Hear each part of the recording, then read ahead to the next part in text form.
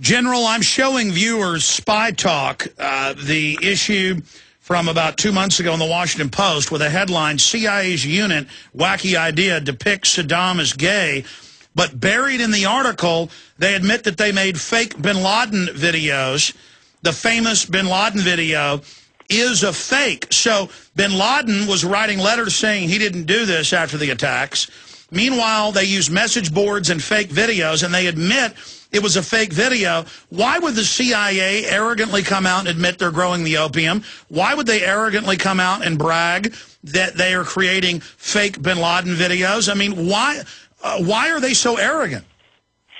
Well, this is the imperial arrogance, imperial hubris, which I think afflicts every nation which comes into that position where it stands at the pinnacle, and there is no one to destroy them but they themselves. Their own internal cavities destroy them, their own arrogance and their own sense of injustices. I mean, that is what destroys them. So I think this system is on self-destruct, unfortunately. Their status, somehow, they are not able to handle it properly, the sole superpower status, because there are lesser men. The leaders are lesser leaders. There are pygmies as far as intellectual capacity is concerned, as far as their moral equality is concerned. They are pygmies. This is the problem of the leadership.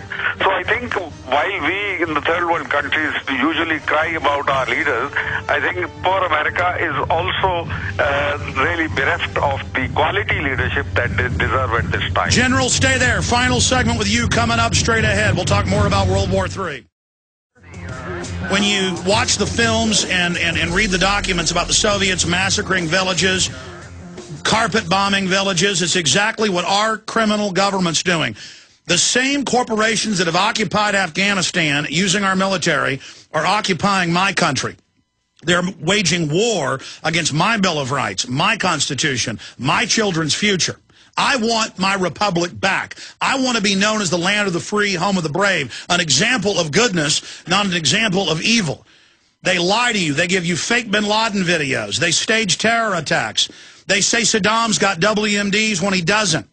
And they want to start World War III, not just with Iran, but Pakistan. I concur with General Gul's analysis 100% from my own deep 18-hour-a-day research many days.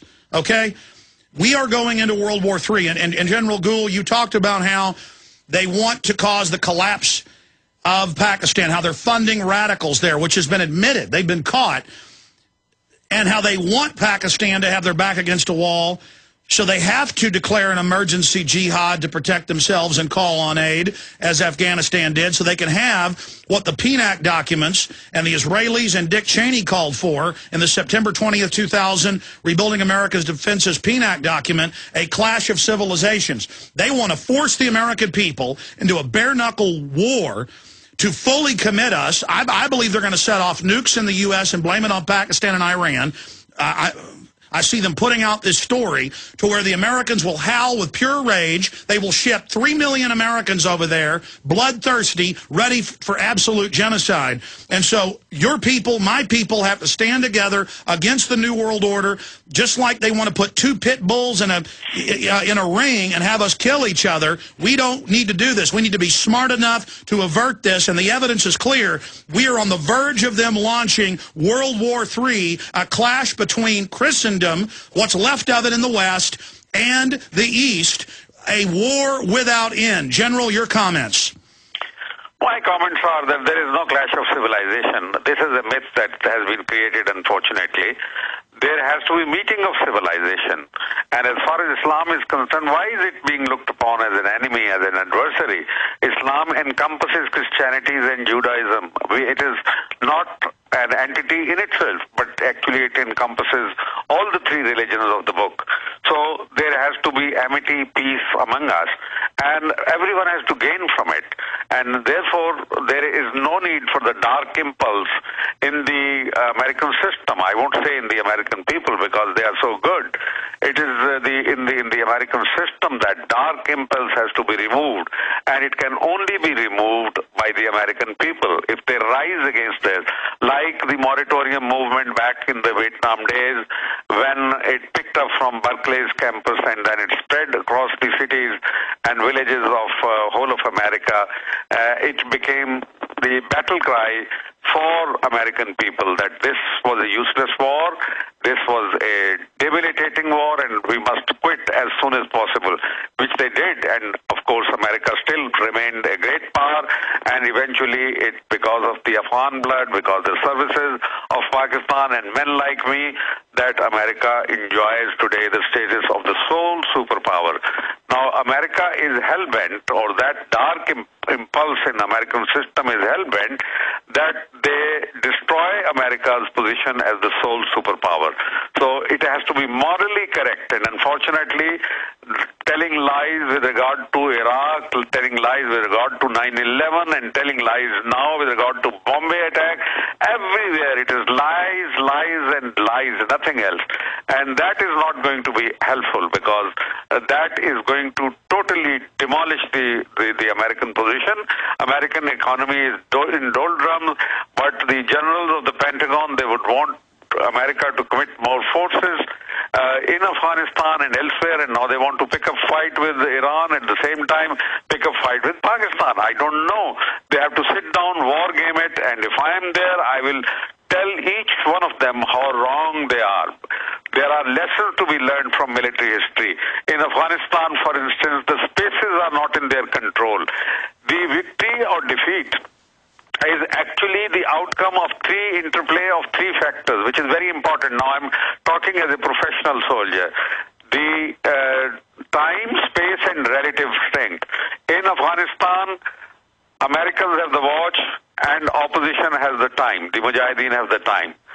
In Afghanistan, again, they have the spaces are with the opposition, and Americans are confined only to garrison town. More and more, they will be squeezed into the garrison town. And third factor, that of relative strength, agreed that America has firepower, but America does not have a willing, motivated manpower. Slowly, gradually, the American soldiers have started now asking, what are we here for? Why are we laying down our lives? And I think this is a terrible situation if it seeps into the minds of the soldiery.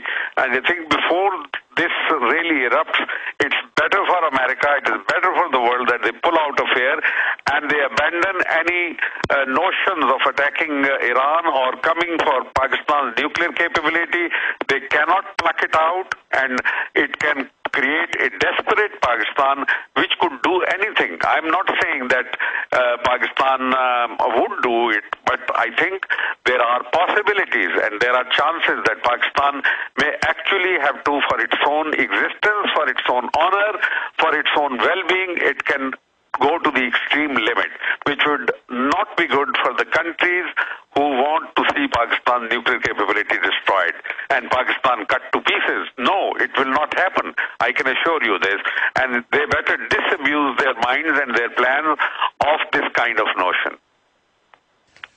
General, a few other points I wanted to bring up to you, and then any other points you'd like to make, and we'll let you go. We're very thankful for your time today and your courage to come on this broadcast.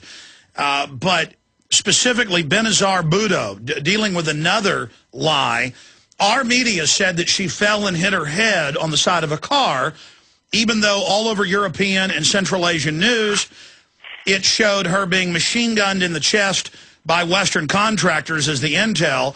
And then when it came out that she had been murdered and that our media had lied, they tried to claim that forces associated with the Taliban, which is any tribal group that resists occupation, had done it. What is the truth from your research about the assassination of Bhutto?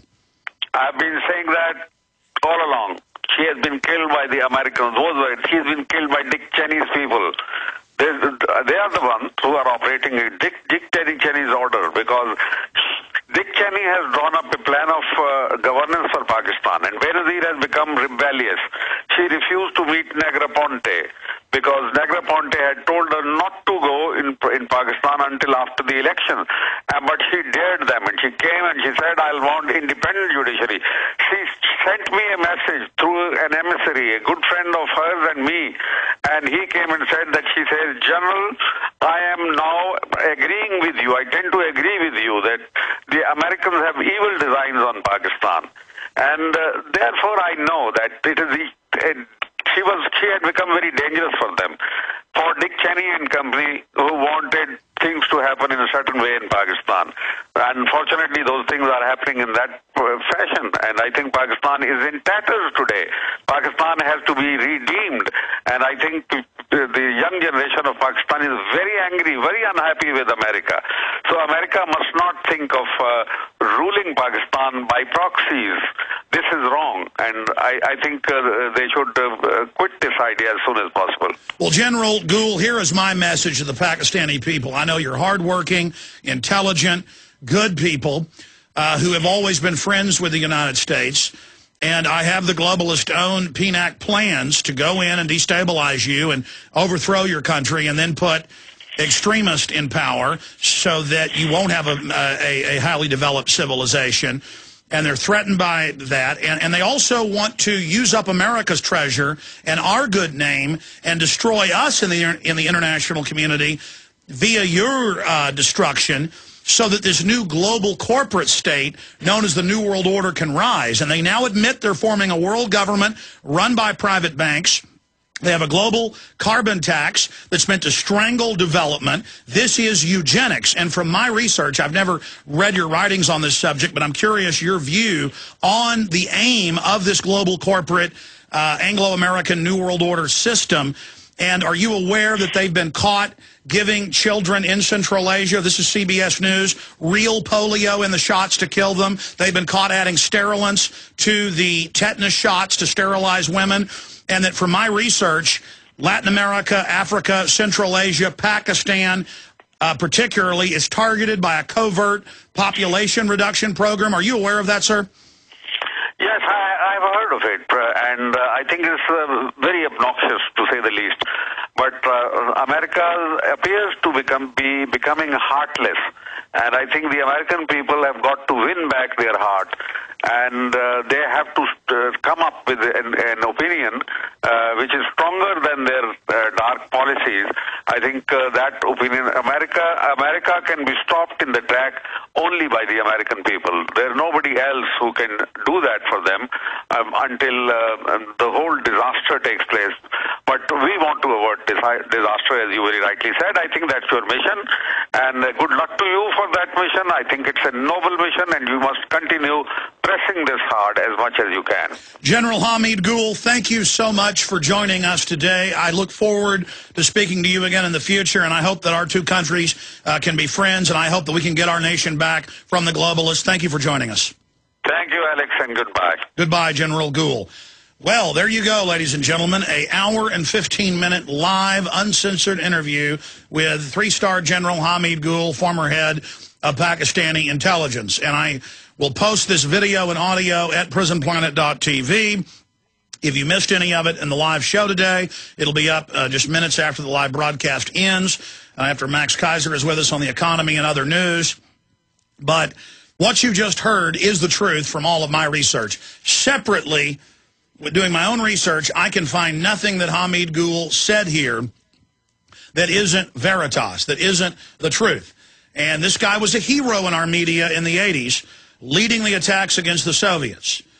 And now, you know, it's the Russians saying we better be careful in Afghanistan and Pakistan, and it's our own government run by a bunch of crooks that is trying to expand all of this. So, very informative interview with Lieutenant General Hamid Gul, and obviously in the days to come, you'll probably see a lot of news articles written about all of this, but